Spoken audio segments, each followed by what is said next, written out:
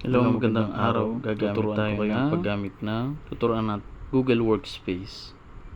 Ito ay multi-apps, ibig sabihin ay marami siyang apps na Google supported. Ang kaunahan is yung Google Calendar. Marami siyang gamit as a Google application. Pwede ka maglagay ng mga events, yung mga special meetings mo, mga conferences, ganun. Madali siyang tandaan. Pwede kang customizable din siya. Pwede siyang nakalagay na yung mga local holidays na tinatakda ng government. Tapos pwede mo siyang dagdagan kapag mayroong mga adjustment. Pwede siyang per day, per week, saka per month. Kita mo yung mga parating na holidays. Tapos automatic din siya, nagiging alarm clock. Ibig sabihin na bibigyan ka niya ng reminder kapag meron kang mahalaga kang okasyon na dadaluhan, kagaya ng Christmas. Pwede ka niyang i-remind sa 12 na madaling araw. Tapos ito, Google Chat. Pangalawa ito sa Google Workspace. Kasama siya doon sa grupo ng mga apps. Pwede ka ditong pure on chat siya via Google. Pwede via yung lahat ito yung mga gumagamit ng Google account. Pwede kayo mag-chat dito. Interactive app siya.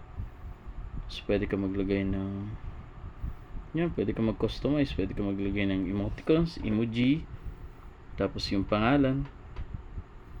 Pwede ka na mag-browse dito ng mga space, find applications. Ayun, yung mga Google supported na apps. Dadirect ka niya. May labas din yung mga message request, spam. Para siyang email pero mas madali siyang gamitin. Kita din kung active ka. Ayan, kita mo rin yung mga status mo. Ayan. Napaka-handy niya gamitin. So pwede kang pwede kayo mag-message ng iyong mga friends, mga ka-work. Ito ay more on sa work kasi ito ay kasama siya sa grupo ng Google Workspace. Ang ginamit ko pala yung phone para madali gamitin yung mga apps. Kasi ang phone ko ay Google supported din. Ang tanong kasunod na ito. Ito naman is Chrome. Ito ang pinakang main browser ng Google, yung talaga ang default browser niya. Kita mo na rin dyan lahat. Naka-tap in na din yung iyong Google account. Kasi pag nag-tap in ka ng Google account mo, automatic siya sa lahat ng mga Google apps na gagamitin mo. Yung Google account mo rin. Itong Google Workspace, natural may bayad siya. Meron siyang subscription per month. Tapos yun, makuha mo na lahat ng apps na kailangan mo.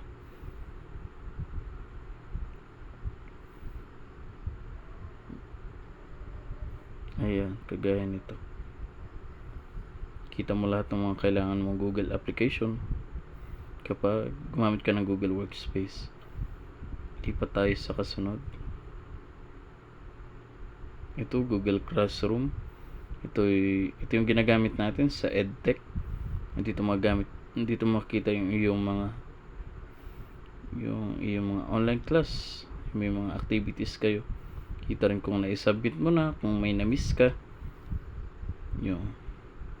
Tapos maganda rito, pwede ka maglagay ng attachment ng links. Kita mo yung topic, mabilis siya nakatap na yung mga kung halimbawa yung naka-upload sa Google, naka-direct siya sa Google Video. Ito, kita kung na-submit mo na lahat. Kung may na-miss ka, may naiwan ka sa due date, kita mo rin yung mga classmate mo. Yan, kita mo rin pag may mga online files. Ito talaga ay online talaga to. Google Classroom. Lipat tayo sa kasunod, Google Drive. Dito naman is para siyang cloud space.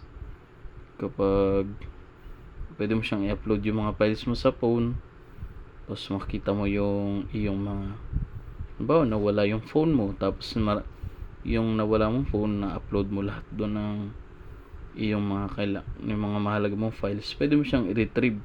Halimbawa, yung nakabili ka ng bago, o pwede mo siyang kunin sa via PC mo. Kita mo rin yung mga online files, yan, kita yung sa trabaho ko, kita mo yung mahalaga siyang app kasi madali i-retrieve yung mga na-miss mo na files, yung mga pictures, documents, ganun. Siyempre mahalaga itong email, Gmail, Google Mail. Kita mo yung itong siya ang pinakang basic ngayon na email, kasi siya ay nakadirect sa Google account mo. Ayun, mag-upload. Mahalaga to kasi nag-email siya yung mga OTP, mga mahalagang mga email sa'yo. Pwede ka mag-email yung yung sa trabaho mo, sa friends, saka yung mga sa application, sa mga social medias. Nag-email din dyan kapag meron kang may mga sinend kang mga message via Facebook o kay Instagram. Kita mo rin kapag meron kang mga spam, meron kang mga nalagay sa trash na email, ganun. Tapos meron din siya, nakadirect din siya sa Google Meet. May Google Meet doon sa may bandang kanan. Yan, ganun. Halimbawa nito, paglagay ng yan, mag-i-email ka sa katrabaho mo. Tapos lagay ka ng subject, ganun, para alam agad kung ano ang pakay mo doon sa padadalhan mo ng message. Siyempre gagawa ka via letter format para for formality na din. Bati muna, tapos yun yung mga intention mo. Pwede ka mag-attach ng file, tapos via doon sa Google Drive, pwede mong i-direct din doon. Ito nakadirect to sa aking mismong file manager. Pwede ka mag-attach ng application, pwede ka mga message, pwede rin dito yung carbon copy. Ayun, napakadali na mag-message. Tapos pupunta yan doon sa send file mo. Tapos ino-notify ka naman niya kapag na-send yung email. Tapos yun, pwede siya nakadirect sa Google Meet. 2-in-1 app na siya. Yung updated na Google Mail. Lipat tayo sa kasunod. Ito naman yung mismong Google account, yung Google application. Andyan yung mga subscription mo, yung mga GPay, meron kang mga bills.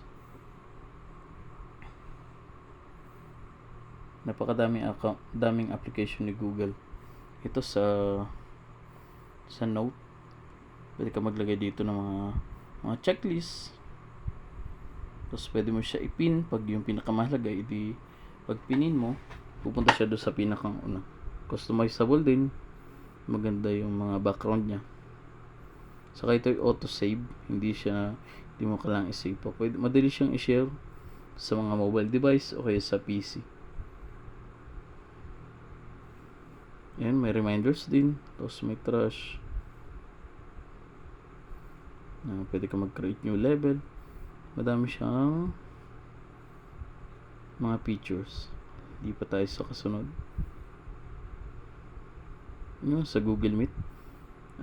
Equivalent siya na Zoom. Siya ay parang video, yung telecommunication app na kay Google mismo galing. Gaya ka lang ng meeting code, tapos yun, pwede ka na makipag-interact doon sa mga katrabaho mo sa school. Yan, kagaya niyan. Yan ang syempre nakadirect sa Google account mo. Lipat tayo sa kasunod.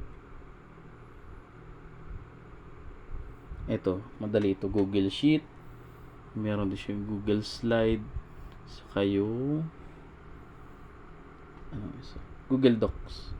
Ito meron ako, Google Sheet. Siya ay Excel siya, online spreadsheet na Google supported. Ang maganda dito, hindi nawawala yung files. Pagka encode mo, yun na mismo, naka-auto save na siya. Tapos pwede siyang i-customize ng kahit sino via link. send mo yung link, tapos bigay ka access. Yun, meron din siya mga customizable din yung kanya mga templates. Pwede kang gumawa ng calendar, business report, financial report. Ayan. Napakadali din gamitin. Ito ay ginawa ko via phone para madaling open lahat ng application. Napaka-handy din, kagaya nung sa kanina yung Microsoft 365. Madali siyang edit. Ito naman, napakalawak ng Google Workspace. Marami siyang application. Pero lahat sila nakatap in kay Google. Siyempre, kailangan yung Google account mo. Yun, ang mga Google applications. Google Workspace. Yun lang. Thank you.